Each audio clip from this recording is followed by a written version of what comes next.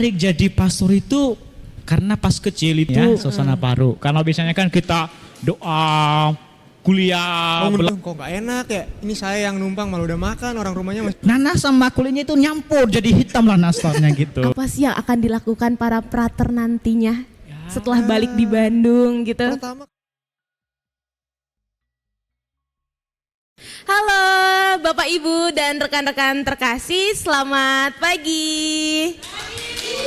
Apa kabar nih? Baik-baik, luar biasa frater? Luar Puji Tuhan, biasa, luar biasa. puji Tuhan. Oke. Oh ya teman-teman yang menonton ini adalah podcast perdana dari Bedeng ASG. Oh, luar biasa. Tepuk tangan.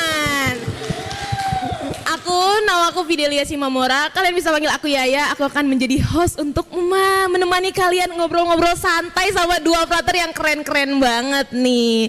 Tapi ada pepatah mengatakan kan, tak kenal maka tak sayang. Tapi menurut Yaya, tak kenal maka kita harus kenalan dulu nih frater. Oke, Boleh gak ya kenalan namanya, asal dari mana dan parokinya dari mana? Dari yang senior dulu mungkin. Oh boleh Dari yang saya senior dulu ya. Saya nama lengkapnya Vincentius Sulu, biasa dipanggil Fratersius. Ya, saya dari Paroki Santo Petrus Sirombu ya, yang awalnya itu Salib Suci Mandehe tapi udah mekar jadi Santo Petrus Di Sirombu. mana itu tuh? Mungkin nggak tahu orang. Nah, di mana ya?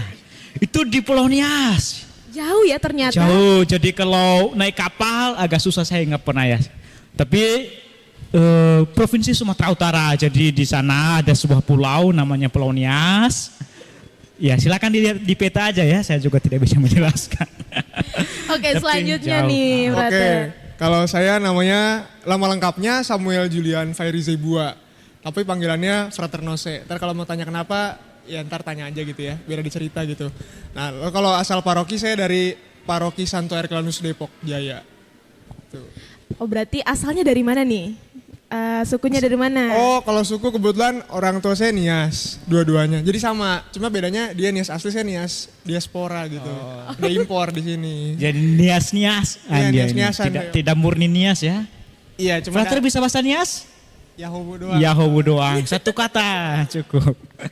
Oke, terima kasih ya frater Ya. sudah mau datang ke podcast perdana kita dan udah siap sharing-sharing nih pengalamannya selama menjadi frater gitu di seminari dan live in. Kebetulan kan frater lagi live in Ya, juga ya di Bedeng gitu. Di rumah umat dong, bukan di beda. Iya, di rumah Kami Umat. merasa terhormat ini ya. Ini podcast pertama ya. Bener Dan banget. kami tamu pertama luar biasa. Tercatat dalam sejarah berarti Sejarah ya. ini ya, kalau misalnya nanti ada sejarah Bedeng ya bisa dimasukkan.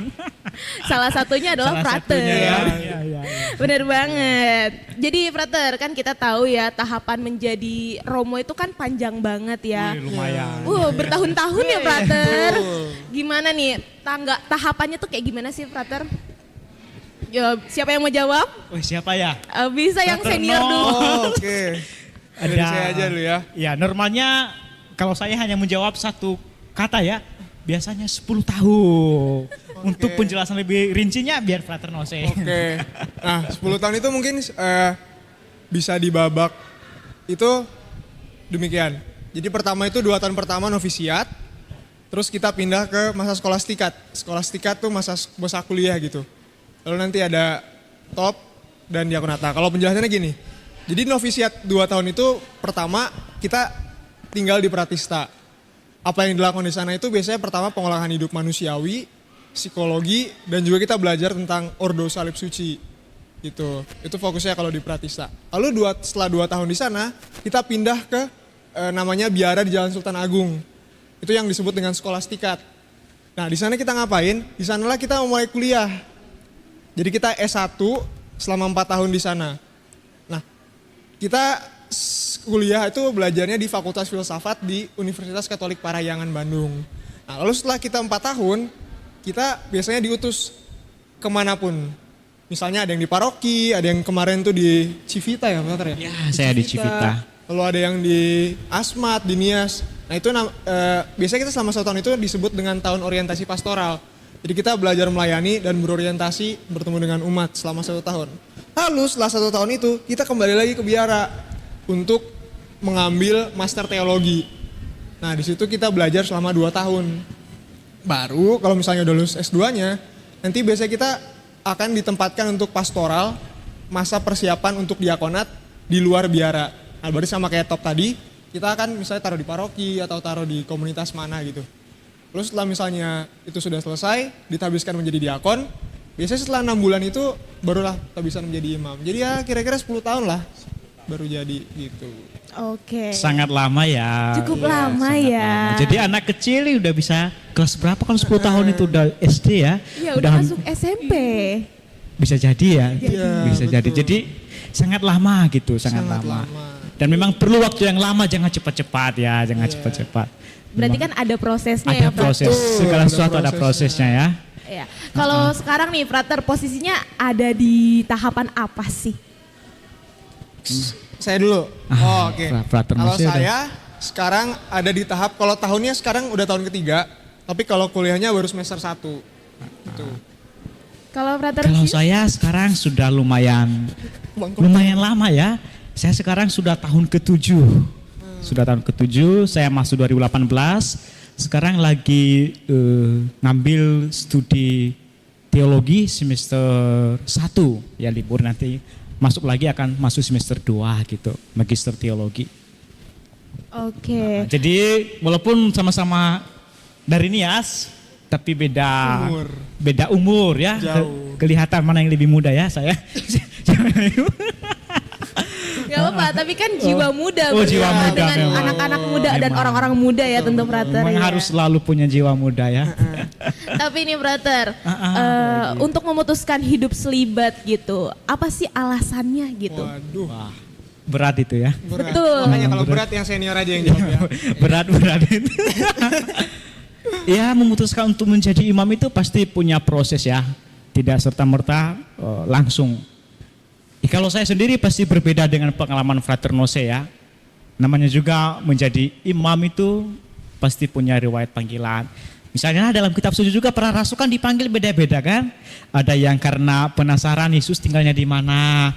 Ada yang menjaring ikan, ada yang pemungut cukai, ada yang karena tidak percaya siapa itu Yesus gitu. Nah, kalau saya sendiri ya bukan seperti para murid ya. Saya tertarik jadi pastor itu karena pas kecil itu saya sering ketemu dengan para pastor ya. Para pastor kenapa?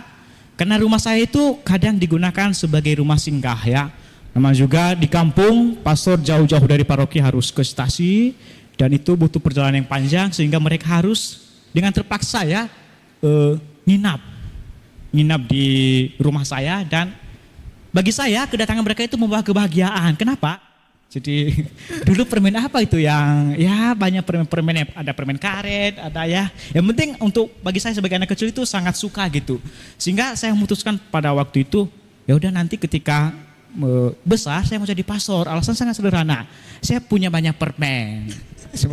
Bisa makan banyak gitu kan, lumayan gitu kan. Yang kedua itu di kampung saya itu kedatangan pastor itu seperti sesuatu hal yang peristiwa gembira yang dihentikan. Jadi orang dari mana-mana dari rumah itu berkumpul untuk menyambut pastor. Artinya di sana ada sukacita kegembiraan. Ya bagi saya, saya pengen jadi pastor deh supaya nanti ketika saya datang di mana-mana saya bisa membawa sukacita. Itu yang sederhana. Ketika mungkin umur SD saat itu. Berarti dari hal-hal yang sederhana. Sangat sederhana ya, sangat sederhana ya. Bukan hal yang mungkin dengar panggilan, mungkin Wangsit mimpi. gitu ya. Oh, enggak juga ya. Sangat sederhana kalau saya ya. Oke, kalau Frater Sius kan gara-gara hal yang sederhana. Kalau Frater Nosen apa alasannya? Oh, kalau saya juga sederhana sebenarnya. Yaitu dari yang paling menarik itu sebenarnya dari ngelihat jubahnya gitu. Karena kan Luar biasa ya.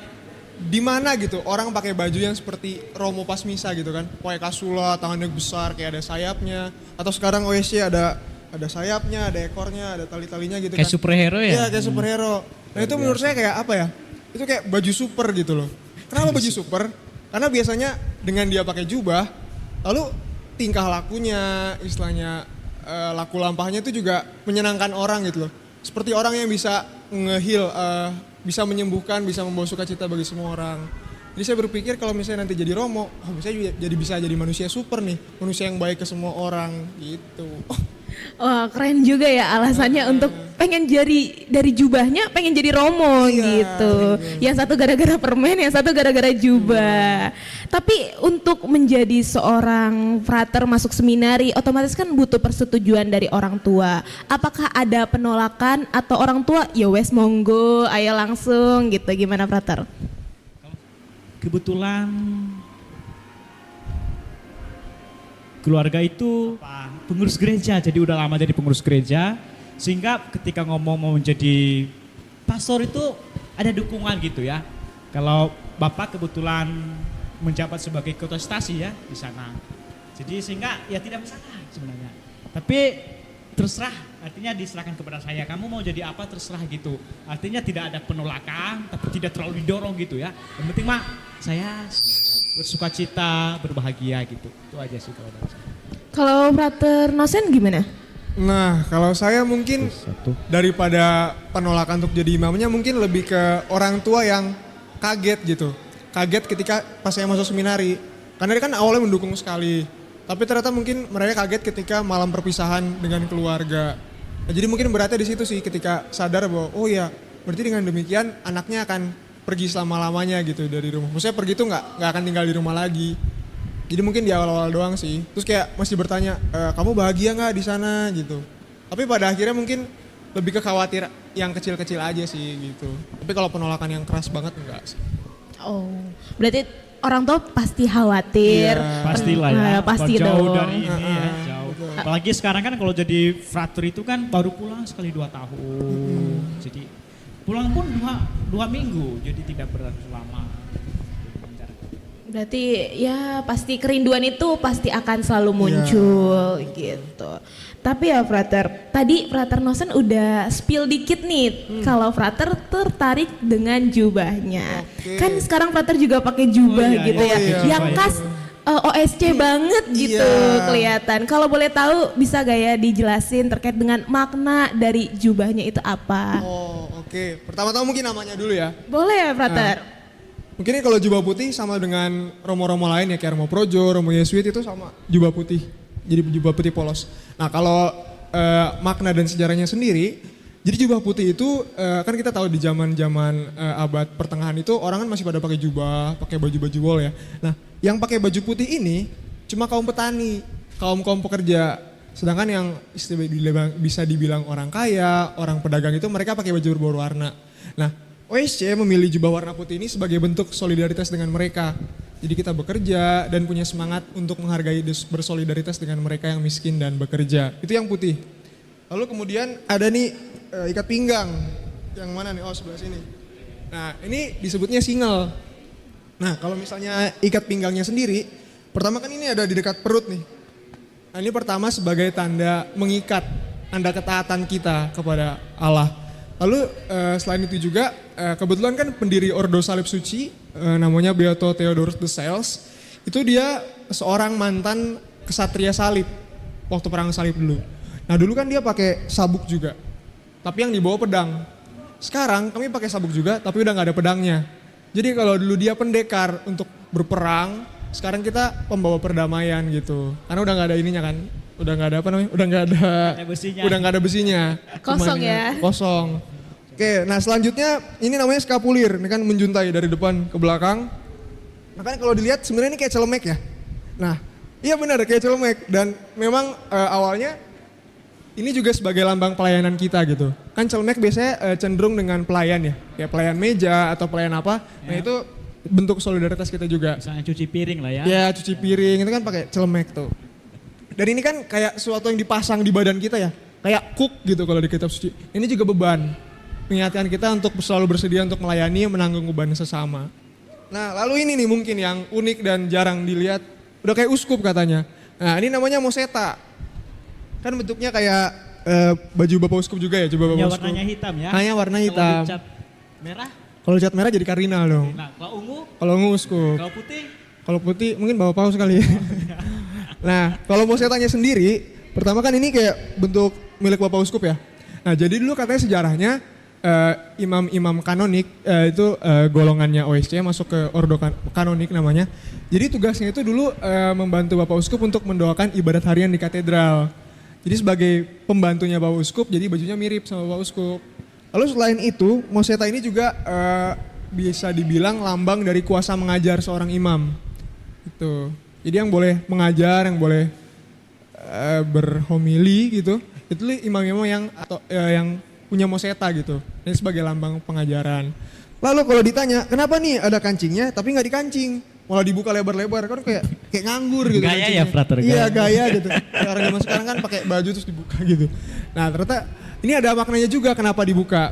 Jadi OSC itu punya satu spiritualitas yang namanya hospitalitas. Hospitable, keramah tamahan atau keterbukaan. Nah, keterbukaan baju kami lah bilangnya. Keterbukaan jubah ini melambangkan keterbukaan kita terhadap sesama siapapun yang datang ke tempat kita, yang membutuhkan pertolongan dan doa-doa kita gitu. Jadi kita punya spiritualitas ketika ada yang datang harus kita terima dengan baik, seperti kita menerima Tuhan sendiri. Nah lalu salibnya di sini ya udah jelas ya, ordo salib suci, dan salib ini kita bawa kemana-mana. Kenapa ditaruh di sini dan bisa dilihat orang? Supaya kemenangan salib, kebanggaan kita akan salib Tuhan itu bisa terpancar dan dilihat oleh setiap orang yang berjumpa dengan kita gitu. Berarti maknanya sangat dalam ya, Luar Frater biasa, ya. Kira-kira seperti itu. Saya terharu juga mendengarkan. Kenapa Semakin tuh? terharu. Semakin ingat berarti. Ya, Semakin gitu kan. mengingatkan. Ya, bayangkan kalau ini ditutup ya nggak kelihatan salibnya. kelihatan salibnya, Makanya hilang. juga Jadi dibuka. manusianya yang sentral. Kalau gini kan jadi salibnya yang sentral. Iya, Luar benar. biasa ya. Oh iya, untuk jubahnya sendiri, Frater, di tahun keberapa itu dikasihkan? Itu di tahun pertama ya, di tahun pertama. Jadi kita masuk novis. Biasanya novis itu biasanya udah sampai di tempat namanya Pratista ya, tempat kita di Bandung. Itu Juli biasanya. Juli itu biasanya sudah datang, terus ada semacam retret, persiapan sekitar sebulan. Nanti baru pada 27 Agustus ada pensubahan. Ya. Pensubahannya itu dikasih dari jubah dulu apa, pakai dulu, nanti baru dikasih semuanya busana dari single, skapuli, dan sama moseta. Dan itu kalau teman-teman bisa lihat itu ada di YouTube kita ya, YouTube OSC setiap 27 pasti live streaming bagaimana penyerahan jubah dan segala macam. Jadi itu bagian dari identitas kita. Jadi sejak novis sudah dipakai. Oke, kita kan udah dengerin dikit informasi terkait dengan sneak peek. Kenapa sih pengen jadi frater gitu dan tahapan-tahapannya nih untuk memperdalam pengetahuan kita dan untuk memuaskan informasi kepada penonton gitu. Kita ada games mitos atau fakta frater mitos atau fakta ya. gitu. Jadi Wah, nanti aku luar kasih biasa. pernyataan, nanti frater pilih mitos atau fakta. Kalau fakta dijelasin faktanya kayak gimana, tapi kalau mitos nih harus diluruskan gitu. Oke. Jadi siap frater? Siap. Oke, yang pertama, mitos atau fakta kalau jadi frater itu tertutup dari dunia luar. Gimana Siapa duluan ya, yo? Mitos ya, kami sepakat mitos ya. Itu Nanti mitos kalau ya. salah beda urut sama jubahnya kok. Itu mitos. Kenapa tuh frater? Kenapa tuh? Nah, kalau misalnya dibilang tertutup dari dunia luar, kayaknya itu sebuah pernyataan yang terlalu ekstrim gitu. Kayak seolah-olah biara tuh kayak penjara gitu ya. Kayak orang diisolasi gitu. Kasihan ya Iya, fraternya. kasihan. Karena gini, senyatanya para frater itu terutama yang udah sekolah stikat ya, kami tuh bisa berhubungan dengan dunia luar. Bahkan kayak tadi dijelaskan sama Frater Sius, kami ada pelayanan untuk umat juga. Misalnya saya di kapel yang di biara kami, terus saya mendampingi komunitas bahasa Inggris, terus kayak Frater Sius juga bisa berhubungan. Lalu selain yang misalnya di bidang pelayanan, kami juga cukup leluasa atau diberikan akses untuk menghubungi orang tua gitu. Dan selain itu juga nggak ada batasan ketika misalnya para frater nggak boleh pegang media sosial. Dan nyatanya kami masih boleh pegang. Bahkan itu bisa menjadi sarana evangelisasi kami. Misalnya kami mengenalkan OSC dan juga kami mengenalkan misalnya ajaran-ajaran iman kan juga dimungkinkan gitu. Jadi mitos kalau dibilang frater itu tertutup dari dunia luar. Jadi mungkin ada ditakutkan ya, mungkin pas 2 tahun pertama. 2 tahun pertama itu kan disebut juga novis ya, baru. Memang kita memang dikhususkan untuk memang tidak berhubungan dengan dunia luar, dengan disebut dengan tahun kanonik. Di sana kita di dalam biara terus gitu. Jadi kita kalau misalnya menghubungi keluarga harus melalui formator gitu. Jadi memang di 2 tahun pertama memang kita agak kurang gitu. Tapi tetap bisa terbuka. Misalnya ada tamu datang kita bisa terima gitu. Tapi memang dikondisikan memang tidak terlalu diharapkan untuk bersosialisasi dengan orang di luar. Tapi novice juga biasanya bisa kok dengan beberapa umat di Pratista gitu. Tapi kalau udah frater tahun ketiga sampai seterusnya kan, tuh juga kita kan diajari untuk melayani umat. Kalau misalnya kita tutup terus tidak berhubungan dengan umat, kan nanti tiba-tiba ke paroki, ke kategorial melayani kan bingung mau ngapain kan, nggak tahu. Jadi kita juga harus selalu menyesuaikan dirilah dengan perkembangan kebutuhan, cara hidup anak muda seperti apa, kita juga harus bisa masuk ke sana supaya kita jangan tiba-tiba nanti masuk terus beda, jadi tidak nyambung gitu ya. Jadi tidak mitos ya. Mitos ya. Jadi jangan takut kalau mau jadi frater, kita bisa ketemu dengan orang luar. Berarti itu mitos ya, frater. Nah, mana tahu ada teman-teman atau anak-anak yang masih kecil-kecil yang mau jadi romo gitu. Ayo. Jadi tidak semenakutkan itu ya, frater ya. Beda ya kalau penjara ya. Beda berarti. Jangan takut makanya masuk biara, oke? Oke. Yang kedua nih, frater, mitos atau fakta kalau frater menggunakan jubahnya setiap hari? Itu fakta. Setiap hari atau sepanjang hari dulu? Setiap hari dan sepanjang hari. Kalau setiap hari fakta, tapi kalau sepanjang hari mitos dong. Oke, Kan berarti kita punya baju biasa juga. ada baju biasanya. Ada baju biasa. Mungkin kalau misalnya dulu, kalau kata Romo-Romo ya, jadi kalau 70 sekitar 70-an ke bawah itu mungkin masih sepanjang hari dipakainya. Ya, sebelum Konsili Vatikan Sebelum kedua. Konsili Vatikan. Cuma kalau sekarang biasanya jubah biara gini kami hanya pakai di jam-jam doa aja. Jadi di hari-hari biasa ke kampus atau di pakaian sehari-hari kami pakai baju biasa.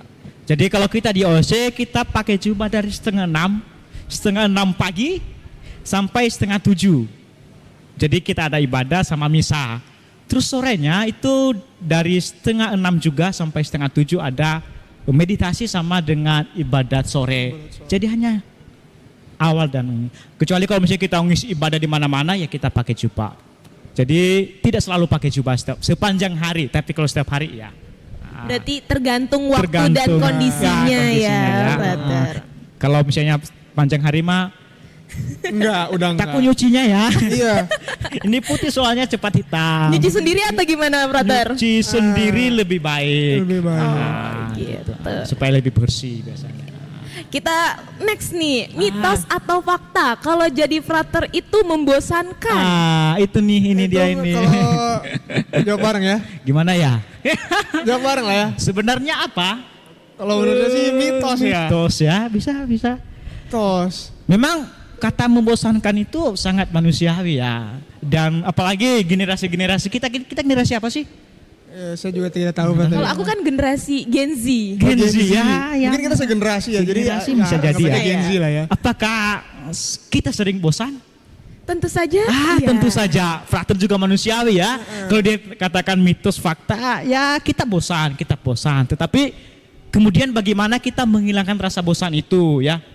Sama misalnya siapa sih yang tidak bosan di dunia ini mah? Pasti bosan, pasti merasa bosan. Maka dalam biara itu ada kegiatan yang menghilangkan rasa bosan. Misalnya apa itu, frater? Contohnya kita mungkin bisa ngobrol sama teman-teman atau nonton bareng. Kan ada TV itu. Rekreasi main kartu. Musik, kartu. Jadi itu menghilangkan rasa bosan gitu ya. Dan kita juga kuliah kan. Kalau kuliah kan biasanya kan ya bukan bosan yang ada, tapi stres. Ya, banyak tugas. Ya, banyak tugas ya. Banyak bacaan. Malah yang bosan itu ketika kita tidak ngapa-ngapain. Nah, itu baru ada rasa bosan ya. Kalau misalnya kuliah mah biasanya banyak tugas segala macam pada kegiatan. Tapi jangan khawatir ya. Pasti itu saya mengatakan mitos ya, karena di biara kita banyak kegiatan. Jadi tidak ada rasa bosan ya. Mungkin salah satunya itu karena ada program live in juga gak sih, frater? Ya, program live in tepat sekali nih ya.